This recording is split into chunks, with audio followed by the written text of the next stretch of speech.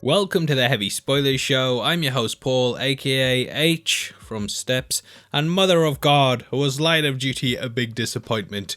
After 10 years of teasing who the fourth man was, we finally discovered the true culprit, and it went down worse than Dominic Cummings at Boris Johnson's flat warming party. Throughout this video, we're going to be explaining the show's ending, answering its big questions, and giving our thoughts on why it might be the next Game of Thrones. Full spoilers ahead, so if you haven't had a chance to check it out yet, then I highly recommend that you check out now. Smash a thumbs up button if you were disappointed in the show as well, and don't forget to subscribe for breakdowns like this each and every day. With that out of the way, thank you for clicking this. Now let's get into our ending explained of Line of Duty. Okay, so episode 7 has a lot going on with it, and though the series ended pretty badly, the show as a whole has been one of the most talked about things on the BBC since that elephant had a shit on Blue Peter. It's been 60 years, mate, yeah? You can stop going on about it now. Anyway, Line of Duty is an incredibly gripping show that will have you so involved you start to suspect your grandma is H because she spells definitely wrong. Now my American viewers may look at this and think it's a sequel to Hot Fuzz, but it has to be said that up until last night it was one of the best shows we had. The season as a whole primarily centered around a journalist called Gail Vella who was assassinated because she got too close to the connection between #bent coppers and organised crime. Unlike most of the other highly fictionalized seasons, we metaphorically touched upon real-life crimes, namely the tragic murder of Stephen Lawrence, which was changed to Lawrence Christopher. Through AC-12's investigation, we saw the extent of systemic corruption and racism within the force, as we watched how the key characters involved in this were protected by the higher-ups in the police and their organised crime family on the outside. At points, Season 6 has felt like a bit of a trip down memory lane, and AC-12 have touched upon several previous characters like Tommy Hunter, Philip Osborne, Ian Buckells, Terry Boyle, and a guy who could become a millionaire overnight if he sold dartboards with his face on it. And don't even get me started on you, love. Now, Ted Hastings has been forced to retire, so he's now getting in as many Tedisms as he can. Steve Arnott is facing the sack for his painkiller addiction, and Kate was perhaps getting too close to the one person that she shouldn't have been. Like every season so far, at the centre of it has been a brand new bent copper named Joanne Davidson. In the series, we discovered that she was related to Tommy Hunter, who was both her father and uncle. See, I told you it was like Game of Thrones. Now in the finale, we learned that she had been coerced into believing that a bent copper was actually the one behind it, and after being promised a life and witness protection, she revealed this to be Patrick Fairbank.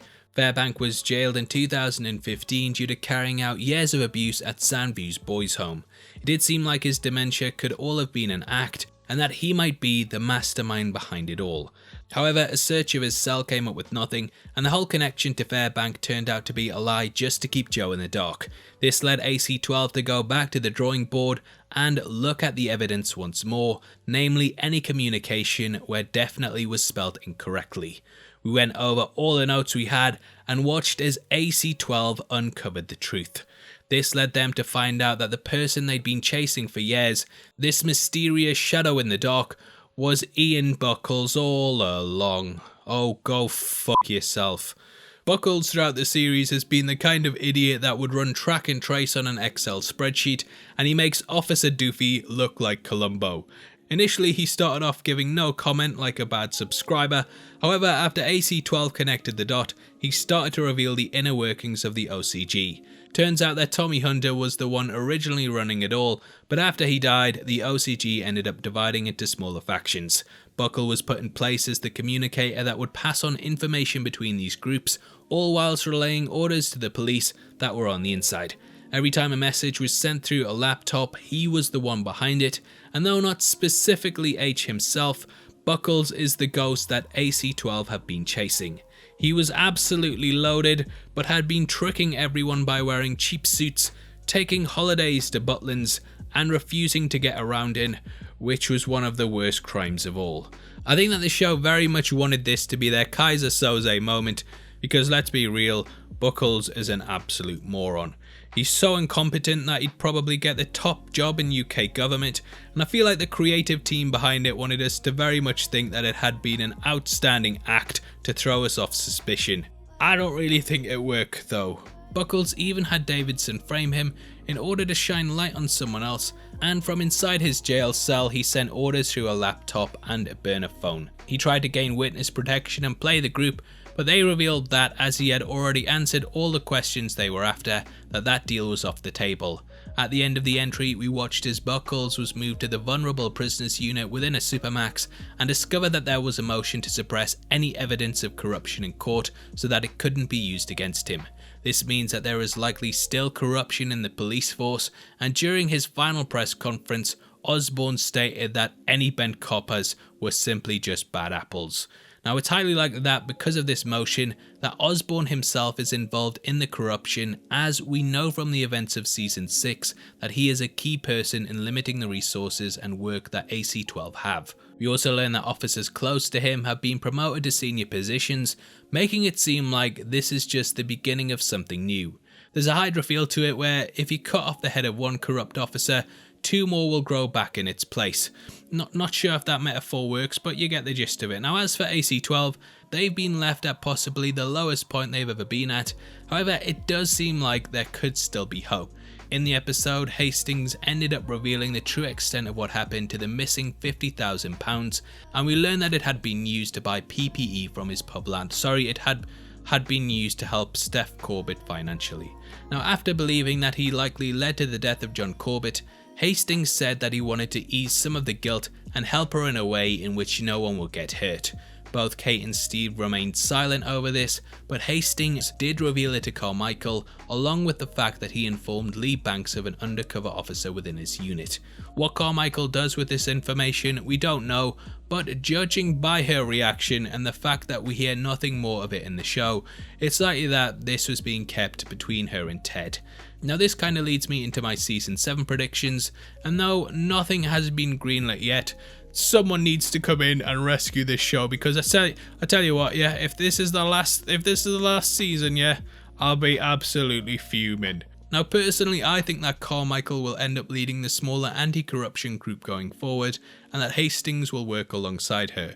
In the pub scene at the end, Kate herself also hints that she wants to rejoin her former team again and work once more with Ted and Steve.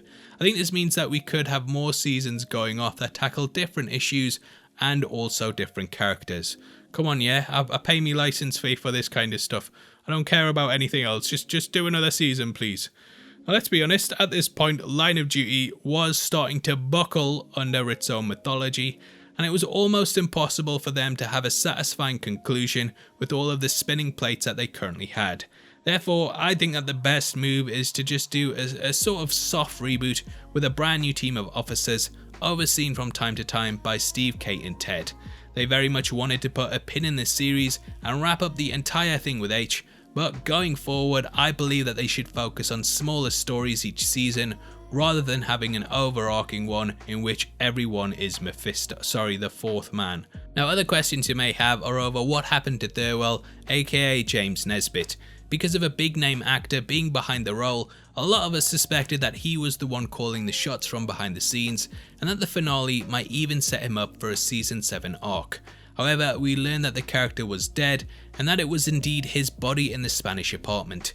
Thurwell, or rather Nesbitt, was simply a decoy. That's probably the easiest acting job that James Nesbitt has ever had.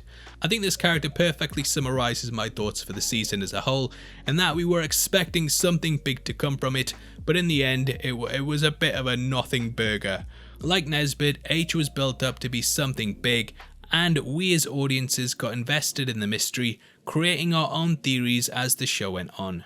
Now every time something like this happens, one of the first replies that you get is, well, it's your own fault for making it so big. You shouldn't have theorized and grabbed onto clues that they were dropping every single episode. Now, you might be right in some shows saying that, yeah, but in the case of Line of Duty, I disagree with that. The show could have easily have put the pin in the whole H mystery years and years ago, and to drag something out for a decade, it's ultimately going to increase the hype behind it as well. That's why the ending just feels so disappointing, and to see fuming trending last night on Twitter, I think sums up the feeling of the UK.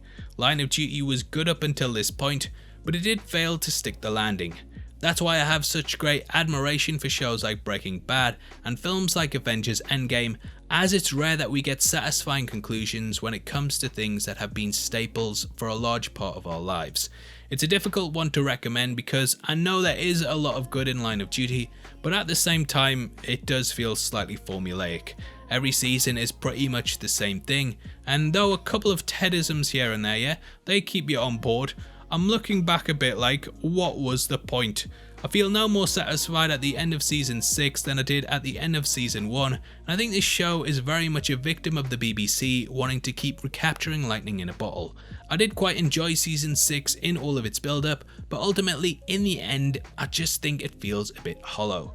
Buckells doesn't seem like the person that they knew was going to be H in the beginning, and his reveal as the fourth man feels very tacked on. Had they set him up much earlier, I think that this would have worked to greater effect, and I'm hoping that we do get a 7th season that goes back to the drawing board to handle things with more of a plan. Ultimately, Line of Duty was a show with a great setup, but a meh ending, and for me it'll sit alongside series the likes of Game of Thrones and Lost as I think about what could have been. We end up much like Joe, hoping for a better tomorrow and going off into what could be a new start. Also, yeah, if I get a house and a bird like that from Witness Protection, yeah, sign me up because I'm spoiling everything. God damn. Now, obviously, I'd love to hear your thoughts on the finale, so make sure you comment below and let me know. As a thank you for interacting with the video, you'll be entered into a prize draw on the 30th of May, in which we're giving away 3 copies of the Godzilla vs. Kong collection.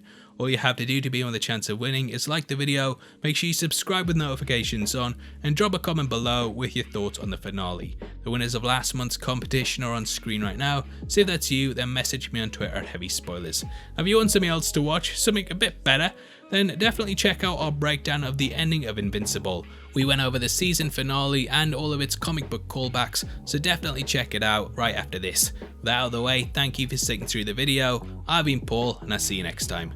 Take care, peace.